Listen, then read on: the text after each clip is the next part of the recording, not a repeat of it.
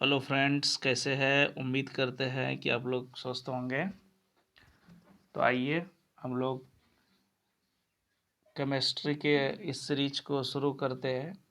आप लोगों को बहुत दिनों से वीडियो नहीं मिलता होगा, काफ़ी व्यस्त थे हम। तो आइए फिर से शुरू करते हैं। आज का पार्ट है कार्बन और इसके यौगिक, कार्बन एंड इट्स कंपाउंड।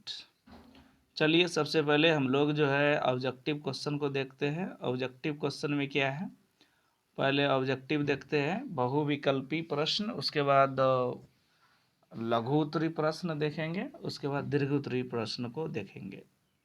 तो यह क्वेश्चन है पहला, एल्केन का सामान्य सूत्र क्या होता है? आपको बताना है एसआई एल्केन का सामान्य सूत्र क्या है। एल्केन का सूत्र बताना है आपको।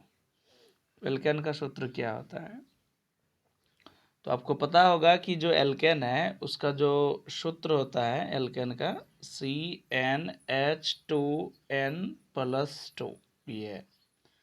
कौन सा ऑप्शन में आपका करेक्ट आंसर है? फर्स्ट है CnH2n+2, CnH2n-2 और चौथा ऑप्शन है H2O। तो आपका जो एल्केन का जो सामान्य सूत्र हो जाएगा, करेक्ट आंसर सेकेंड नंबर का हो जाएगा।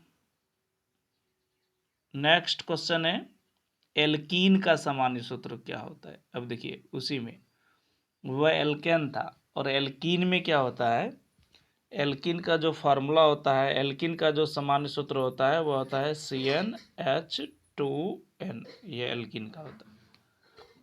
कौन सा ऑप्शन मैच कर रहा है? CnH2n फर्स्ट ऑप्शन है, यही एल्कीन का करेक्ट आंसर है। CnH2n alkene. तो एल्कीन का सामान्य सूत्र है CnH2n। चलिए एल्केन हो गया, एल्कीन हो गया। अब नेक्स्ट क्वेश्चन नंबर थर्ड की ओर बढ़ते हैं। क्वेश्चन नंबर थर्ड है, एल्काइन का सामान्य सूत्र क्या होता है? आपको बताना है जो एल्काइन है उसका सामान्य सूत्र क्या होता है। तो एल्केन का आप देखें, एल्किन का देखें, और एल्काइन का जो होता है वह CnH2n-2। तो यह जो है आपका एल्काइन का सामान्य सूत्र होता है CnH2n-2। कौन सा ऑप्शन करेक्ट है? क्वेश्चन नंबर ऑप्शन फर्स्ट है CnH2n-2, सेकेंड है CnH2n। तो फर्स्ट ऑप्शन ही आपका करेक्ट हो जाएगा CnH2n-2। चलिए नेक्स्ट क्वेश्चन फोर की ओर बढ़ते हैं। क्वेश्चन नंबर फोर है आपका, संपीड़ित प्राकृतिक गैस का मुख्य घटक क्या है? The main component of compressed natural gases. Compressed natural gas जो है उसका प्राकृतिक मुख्य घटक क्या है?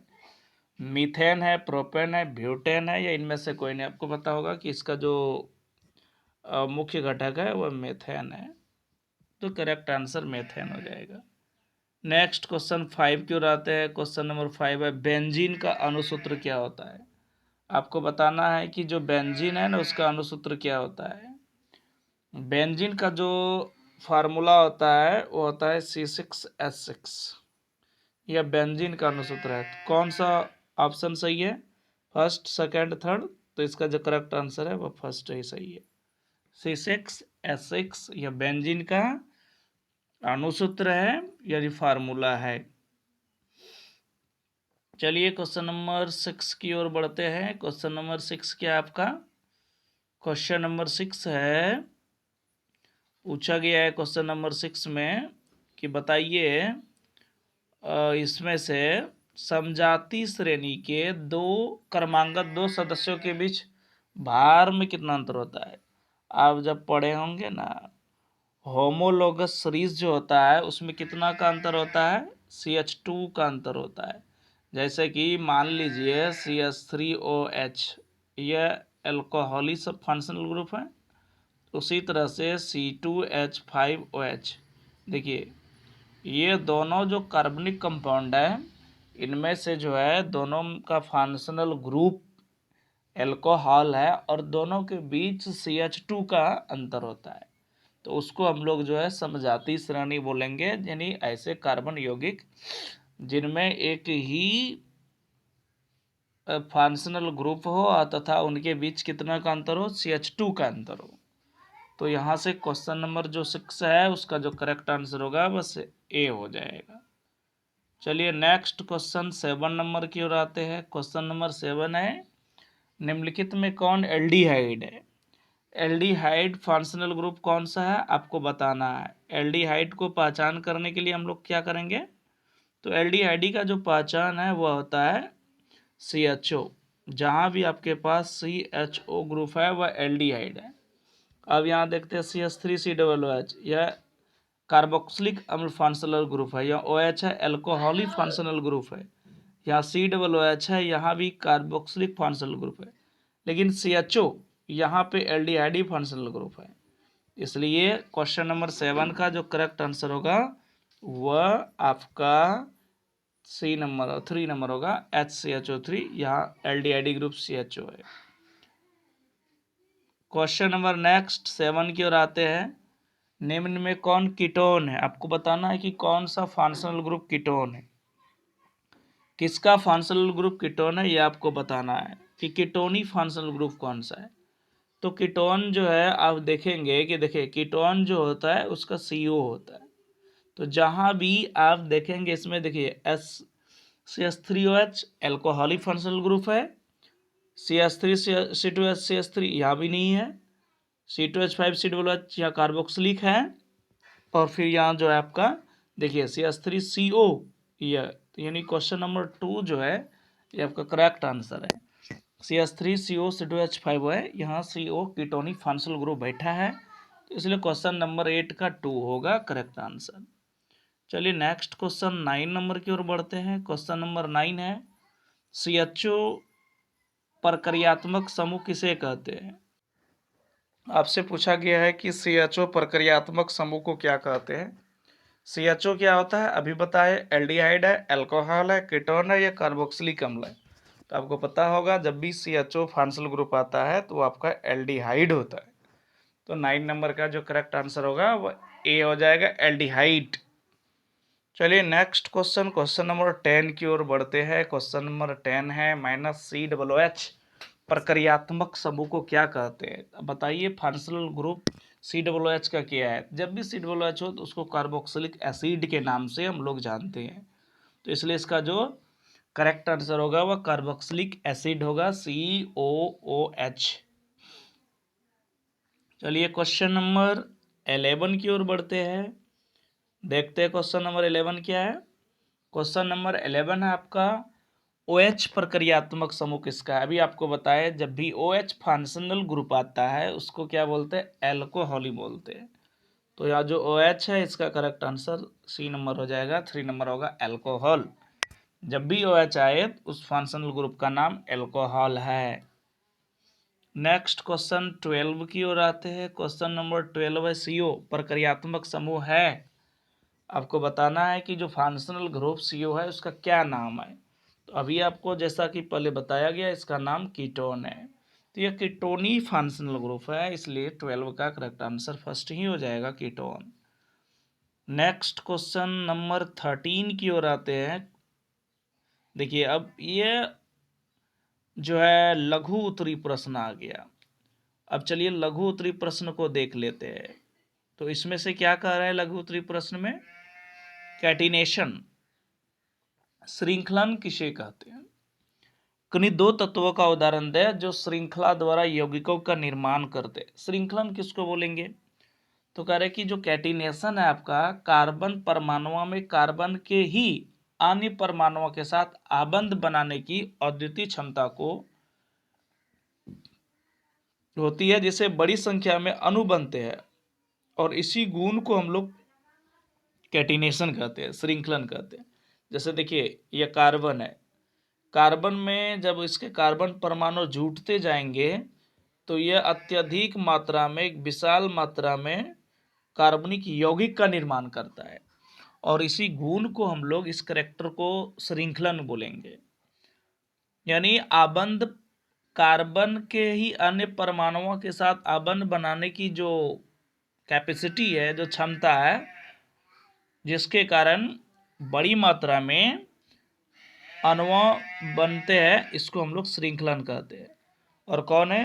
कार्बन और हाइड्रोजन जो है वह सबसे ज़्यादा, कार्बन और हाइड्रोजन ये मिलकर के श्रृंखलन बनाते हैं। दूसरा क्वेश्चन है कि कार्बन के दो गुणधर्म कौन से हैं जिनके कारण हमारे चारों ओर कार्बनिक यौगिक की विशाल संख्या दिखाई देती है। कौन कौन से दो ऐसा गुणधर्म है?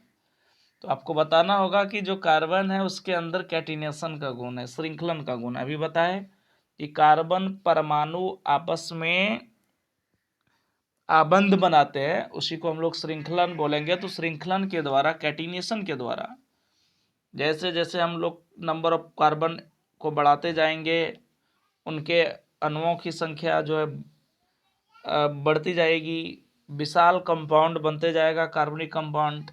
तो ये कार्बन हमारे चारों ओर विशाल संख्या दिखाई देती है कार्बन का। तो उसका पहला कार्बन गुण है, इसमें कैटिनेशन का गुण होता है।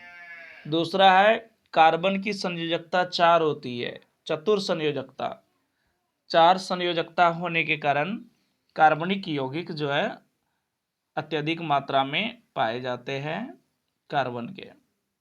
चलिए नेक्स्ट क्वेश्चन की ओर बढ़ते हैं। नेक्स्ट क्वेश्चन है आपका क्वेश्चन नंबर 3, वही होमोलोगस, समजातीय श्रेणी किसको कहते हैं? उदाहरण देके बताना है। कार्बनिक यौगिकों की वह श्रेणी जिसके सभी सदस्यों में एक ही प्रक्रियात्मक समूह रहता है और जिसके किसी भी दो कर्मांगत सदस्यों के आणविक सूत्रों के बीच सदा CH2 का अंतर रहता है, उसे समजातीय श्रेणी कहते हैं। कार्बनिक यौगिकों की वह श्रेणी जिसमें सभी सदस्यों में एक ही फंक्शनल ग्रुप रहता है और जिसके सदस्य किसी भी दो कर्मांगत सदस्यों के बीच CH2 का अंतर रहता है, उसे हम लोग समजातीय श्रेणी बोलेंगे। जैसे कि देखिए यहाँ पे CH4 मीथेन दिया है, C2H6 एथेन दिया है, और इन दोनों के बीच का जो अंतर है वह CH2 का है। तो यह समजातीय श्रेणी है। उसी तरह से यहाँ पे CH3OH है, अर्थात एल्कोहल फंक्शनल ग्रुप बैठा है, मिथेनॉल है और एथेनॉल है। इन दोनों के बीच भी CH2 का अंतर है। तो यह इसको हम लोग होमोलोगस सीरीज कहते हैं, प्रक्रियात्मक समूह। समजातीय श्रेणी बोलेंगे, सॉरी, होमोलोगस।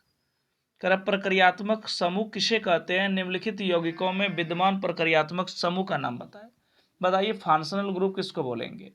किसी कार्बनिक यौगिक में उपस्थित वे समूह जिसके ऊपर यौगिक का मुख्य गुण निर्भर करता है, उसे हम लोग प्रक्रियात्मक समूह बोलेंगे। किसी कार्बनिक यौगिक में उपस्थित वे समूह जिसके ऊपर यौगिक का मुख्य गुण निर्भर करता है, उसको हम लोग फंक्शनल ग्रुप कहते हैं, प्रक्रियात्मक समूह कहते हैं। तो यहाँ जो दिया गया यौगिक है उसमें प्रक्रियात्मक समूह कौन सा है? तो यहाँ दिया है COOH, आप देख रहे हैं लास्ट में। तो जब भी COOH रहता है उसको हम लोग कार्बोक्सिलिक एसिड कहते हैं। तो इसका जो हो जाएगा वह कार्बोक्सिलिक एसिड हो जाएगा फर्स्ट वाले का। नेक्स्ट जो है CH3COCH3 दिया है, तो देखिए यहाँ CO दिया है, कीटोन फंक्शनल ग्रुप है, इसको कीटोन बोलेंगे। लास्ट में देखिए यहाँ C2H5CHO लास्ट में एल्डिहाइड हो गया, एल्डिहाइड फंक्शनल ग्रुप बैठा है, लास्ट में OH है, तो ये एल्कोहल ही है। तो कौन कौन सा फंक्शनल ग्रुप बैठा है? कार्बोक्सिलिक हो गया, कीटोनी हो गया, एल्डिहाइड हो गया और एल्कोहल हो गया। तो इसके अंदर ये सब फंक्शनल ग्रुप लगा हुआ है। चलिए नेक्स्ट क्वेश्चन की ओर आते हैं। नेक्स्ट क्वेश्चन है आपका, देखिए ये जो फंक्शनल ग्रुप दे रखे हैं ना, इस फंक्शनल ग्रुप, इसका नाम बताना है आपको। बताइए ये CO कौन सा फंक्शनल ग्रुप है? आपको पता है कि ये कीटोन फंक्शनल ग्रुप है। COH कार्बोक्सिलिक अम्ल फंक्शनल ग्रुप है, तो ये कार्बोक्सिलिक अम्ल। CHO एल्डिहाइड हो गया आपका, OH एल्कोहल हो गया। तो आपका CO कीटोनी हो गया, COOH कार्बोक्सिलिक एसिड हो गया, CHO एल्डिहाइड हो गया और OH एल्कोहल हो गया। तो यह फंक्शनल ग्रुप है, इस सबका नाम दिया गया है। चलिए आज इसको यहीं समाप्त करते हैं। तो बताइए कैसा लगा आपको ये वीडियो। अगर ये वीडियो पसंद आए तो अपने दोस्तों के साथ शेयर कीजिए, चैनल को सब्सक्राइब कीजिए, लाइक कीजिए। मिलते हैं अगले वीडियो में, तब तक के लिए मुस्कुराते रहिए, हंसते रहिए। धन्यवाद।